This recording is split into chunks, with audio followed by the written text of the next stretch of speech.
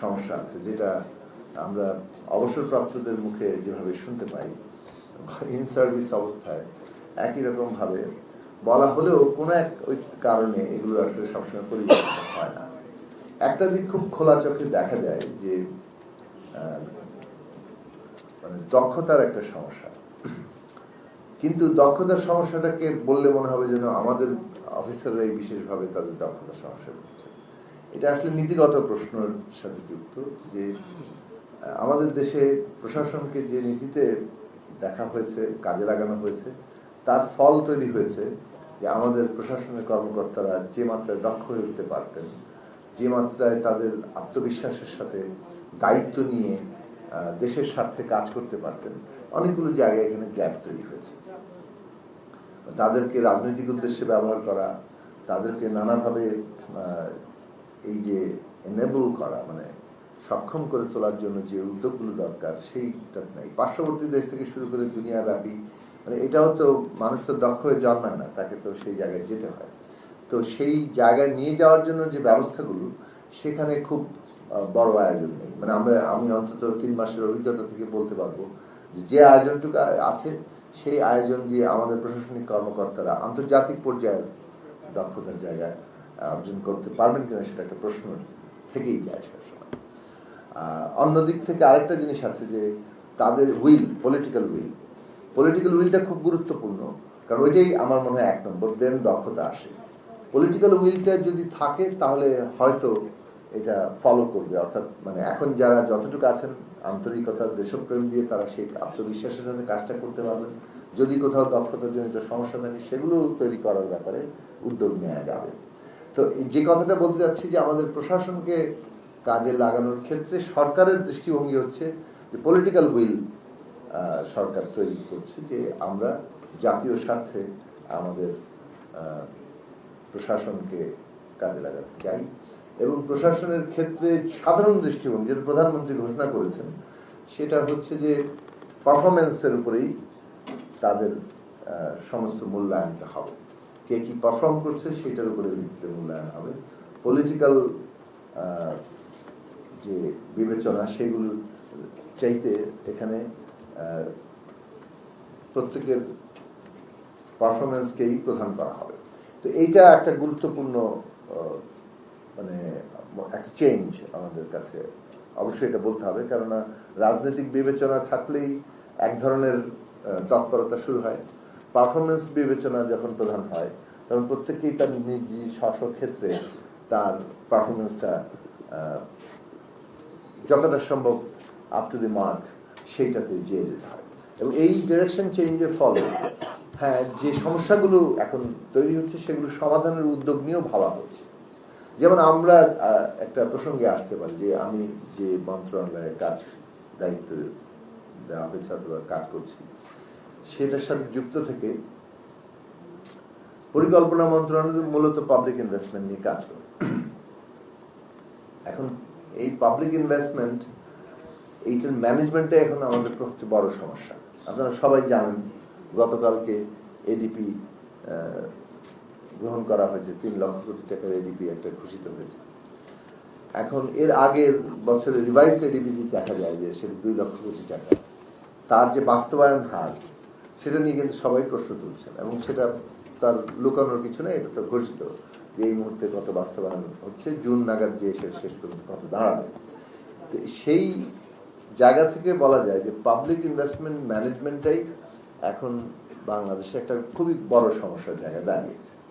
এখন সেখানে যখন পলিটিক্যাল উইলটা স্পষ্ট হচ্ছে তখন আমাদের এই পাবলিক ইনভেস্টমেন্ট ম্যানেজমেন্ট কেন প্রকল্প বাস্তবায়নে দীর্ঘসূত্রিতা হয়, কেন প্রকল্প বাস্তবায়নে ব্যয় বৃদ্ধি ঘটতে থাকে, কেন প্রকল্প বাস্তবায়নের যাচাই বাছাইকরণ পরীক্ষা নিরীক্ষাকরণের মধ্যে ইনফ্লেটেড বাজেট থাকে, কেন প্রকল্পগুলোর মধ্যে কোনো ইন্টিগ্রেশন থাকে না, কেন অপটিমাইজেশন হয় না, এবং আমরা আসলে পিসমিল প্রকল্প নেই, বরং মানে একটা একটা একটা সুনির্দিষ্ট প্রোগ্রাম, তার অধীনে যে কতগুলো প্রকল্প যার মধ্যে দিয়ে সত্যিকার অর্থে একটা অর্জন ঘটবে সেই প্রকল্পগুলো বাস্তবায়নের মধ্যে দিয়ে, এই জায়গাটা তৈরি হয় না। দেখা গেল একটা প্রকল্প তৈরি হচ্ছে, তার সাথে কমপ্লিমেন্টারি যে প্রকল্পগুলো সেগুলো আসলে অনুপস্থিত, সেগুলো হয়তো অনেক পর নেওয়া হচ্ছে, এর মধ্যে অন্য প্রকল্প আসছে, এবং এর মধ্যে সঙ্গতি না থাকাতে একটা পর্যায়ে গিয়ে যে প্রকল্পটা বাস্তবায়ন করা হলো সেটার ইম্প্যাক্টটাও ধীরে ধীরে নাই হয়ে যেতে থাকে। এইভাবে পাবলিক মানির যে বিপুল অপচয় অথবা ইয়ে ঘটছে, তো সেগুলোর ক্ষেত্রে পরিবর্তনের জায়গাটা, পলিটিক্যাল উইল যখন তৈরি হয় তখন আমার মনে হয় যে প্রশাসনও সেই অনুযায়ী তাদের নিজেদেরকে প্রস্তুত করেন, এবং সেই ক্ষেত্রে তাদের যদি প্রয়োজনীয় আরও অনেক দক্ষতা বৃদ্ধির ব্যাপার থাকে, আরও অনেক গবেষণার বিষয় থাকে, সেইগুলো করার বিষয়ে যেমন এখন আমরা অনেকগুলো বিষয়ে পদক্ষেপ গ্রহণ করছি। তো এটা একটা ধরেন সিগনিফিকেন্ট চেঞ্জের বিষয়। আরেকটা জায়গা সরকারের দিক থেকে মানে গুরুত্ব দেওয়া হচ্ছে যে দেশীয় উদ্যোগকে গুরুত্ব দিতে হবে।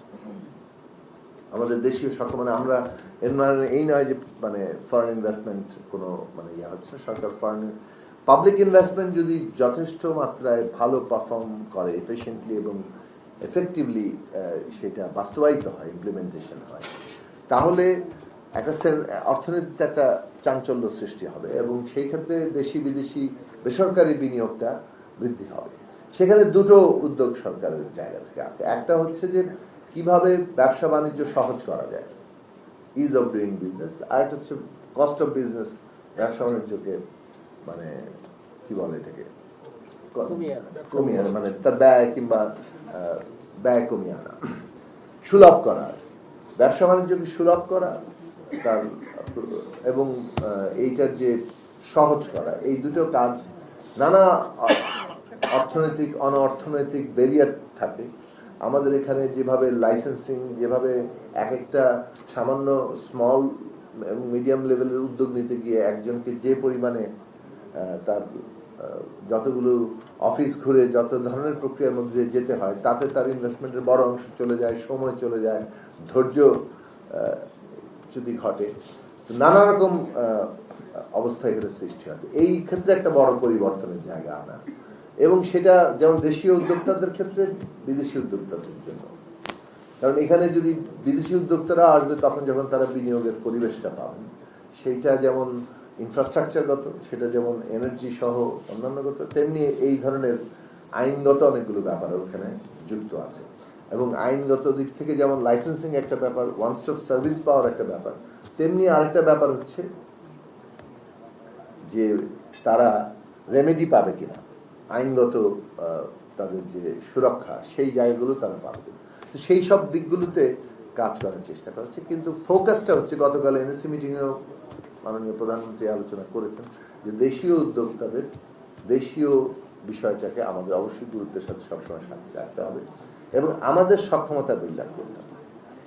আমরা বিশ্বের সাথে যুক্ত হচ্ছি, যুক্ত হয়ে গেছি অনেক আগেই, এবং এটা একটা কন্টিনিউয়াস প্রসেস। এই যে বৈশ্বিকীকরণ চলছে, সেইটার মধ্যে আমাদের নিজস্ব ভিত্তি নির্মাণ, এইটা একটা প্রায়োরিটির জায়গা।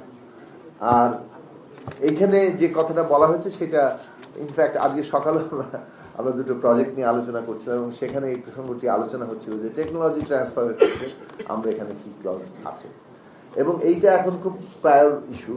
কারণ আমরা আমাদেরকে ক্রমাগত নতুন নতুন টেকনোলজির মধ্যে যেতে হচ্ছে। সেটা আপনি ধরেন যোগাযোগ ব্যবস্থার ক্ষেত্রে আমরা যেমন এমআরটি, এই যে মানে কি বলে এটাকে, মেট্রো রেল সিস্টেমের মধ্যে যাচ্ছি, তেমনি সমস্ত দিক থেকে অটোমেশনের দিকে যাওয়া হচ্ছে বিভিন্ন আমাদের ব্যবস্থাপনাগুলো পরিচালনার ক্ষেত্রে। সেটা একেবারে ট্যাক্স ব্যবস্থাপনা থেকে শুরু করে বিভিন্ন প্রতিষ্ঠান, এমনকি এই যে প্রজেক্ট বাস্তবায়নের ক্ষেত্রেও।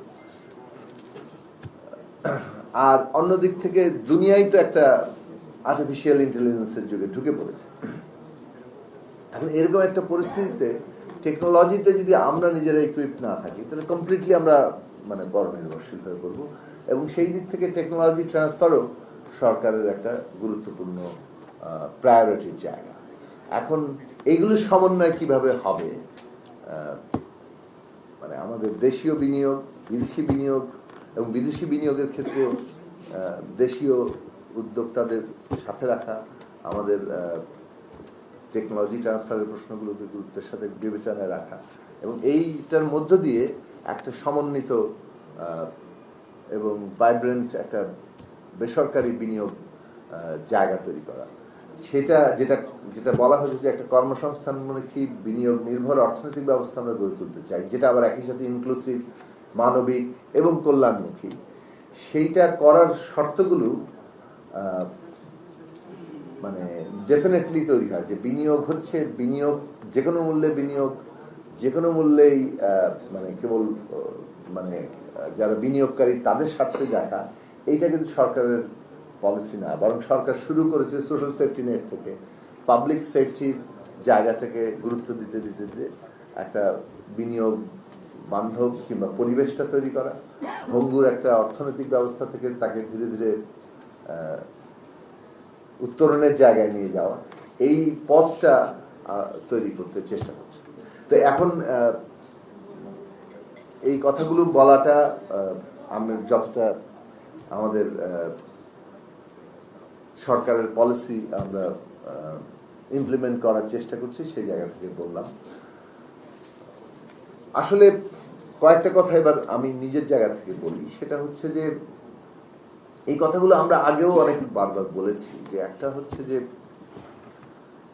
একটা দেশে বিদেশি বিনিয়োগ, আমার মনে হয় যে কৌশলগত আজকে যে এজেন্ডা, মানে কৌশলগত সম্পদের দেশীয় বিনিয়োগের অগ্রাধিকার, কথাটা উল্টো, যে বিদেশি বিনিয়োগ আসছে সেটাকে আমরা কিভাবে দেখছি, মানে সেই দিক থেকে জায়গাটা, এটা তো আজকের আলোচনা নতুন নয়, এই আলোচনা বহুকাল ধরে হচ্ছে। এবং এই আলোচনাগুলোর মধ্যে যে তর্কটা এক সময় ছিল খুব মানে আনক্রিটিক্যাল, এফডিআই মানে ওয়েলকাম করা আর কি, যে কোনো মূল্যে বিদেশি বিনিয়োগ আসলে আমরা খুশি হয়ে যাচ্ছি, বিবেচনাগুলোর জায়গাটা খুব স্পষ্ট হয়। সেই ক্ষেত্রে একটা গবেষণার কথা আমরা নিজেরা অনেকবার তুলেছি বিভিন্ন আলোচনায়। এই যে গবেষণাটা ওয়ার্ল্ড ব্যাংকই করেছে, যে দুনিয়াব্যাপী বিভিন্ন দেশে কি ধরনের ইম্প্যাক্ট হয় বিদেশি বিনিয়োগ, এবং সেখানে তারা 4টা ক্যাটাগরি করেছেন। বাংলাদেশ যে লিস্ট ডেভেলপমেন্ট দেশের ক্যাটাগরিতে, যেসব দেশে বিদেশি বিনিয়োগের যে আসে এবং সেই বিদেশি বিনিয়োগের ফলে যে মুনাফা তৈরি হয়, সেটা যদি পুনর্বিনিয়োগ না হয়, পুনর্বিনিয়োগ হচ্ছে নাকি ক্যাপিটাল পুরো চলে যাচ্ছে, 2 নম্বর হচ্ছে যে এখানে টেকনোলজি ট্রান্সফার হচ্ছে কিনা, 3 নম্বর হচ্ছে যে সেখানে একটা কম্পিটিটিভ জায়গা তৈরি করতে পারছে কিনা বাজারে, সেটা যদি না হয় তাহলে এই ধরনের দেশগুলোতে বিদেশি বিনিয়োগ সবসময় ইতিবাচক প্রভাব ফেলে না। ওয়ার্ল্ড ব্যাংকের গবেষণায় বলছে যে অনেক ইতিবাচক। তো সেই জায়গা থেকে এইটা কিন্তু একটা দেশের নিজস্ব পলিসির ব্যাপার। আমরা যে জায়গাটা দেখেছি যে আমাদের দেশের শাসকরা এই যে দেশের বিদেশি বিনিয়োগকে তারা আহ্বান করছেন, কিন্তু সেইটার জন্য যে দেশের জন্য যে উপযোগী পরিবেশটা তৈরি করা, সেটা করার হয়নি অনেক ক্ষেত্রে, যার ফলে যে ইতিবাচক সাফল্য পাওয়ার আমাদের সুযোগ ছিল সেটা আমরা করতে পারিনি। বহু দেশ আবার বিদেশি বিনিয়োগকে কাজে লাগিয়ে একটা ইতিবাচক সাফল্যের জায়গাতে গিয়েছে, কারণ তারা ওই নিজেদের যে সক্ষমতা বলি, নিজেদের বাজারের জন্য যে কম্পিটিটিভ জায়গাটা বলি, টেকনোলজি ট্রান্সফারের জায়গা বলি, এমনকি পুঁজি পুনর্বিনিয়োগের যে শর্তাগুলো বলি, সেগুলো তারা তৈরি করেছে। বাংলাদেশে বর্তমান সরকারের একটা জায়গা, মানে এখন পর্যন্ত যে পলিটিক্যাল কমিটমেন্ট ঘোষিত হয়েছে এবং মানুষের কাছে গিয়েছে, সেই জায়গা থেকে স্পষ্টতই মানুষও জানেন, সরকারের অভ্যন্তরীণ কর্মকাণ্ডের মধ্যে দিয়ে এটা অনেক ক্ষেত্রে স্পষ্ট হচ্ছে যে বাংলাদেশের এই নিজস্ব ভিত্তি নির্মাণ করে তার সাথে বিদেশি বিনিয়োগকে যার একটা সংমিশ্রণ ঘটিয়ে এখানে একটা বিনিয়োগ নির্ভর, ইনক্লুসিভ এবং মানে যাকে বলে ন্যায্য, মানে যেখানে একটা সকলের জন্য ন্যূনতম মর্যাদা এবং অধিকারের জায়গা থাকবে, সেই রকম একটা ব্যবস্থা গড়ে তোলার প্রতিজ্ঞা আছে। তো আমরা আশা করি সামনের দিনগুলোতে আমরা আরো স্পষ্ট অথবা কেস বাই কেস এর প্রতিফলনগুলো দেখতে পাবো, এবং সেই ক্রিটিক্যাল জায়গাটা সমাজের মধ্যে তৈরি হবে। আমাকে এখানে আমন্ত্রণ জানানোর জন্য আপনাদের সবাইকে ধন্যবাদ।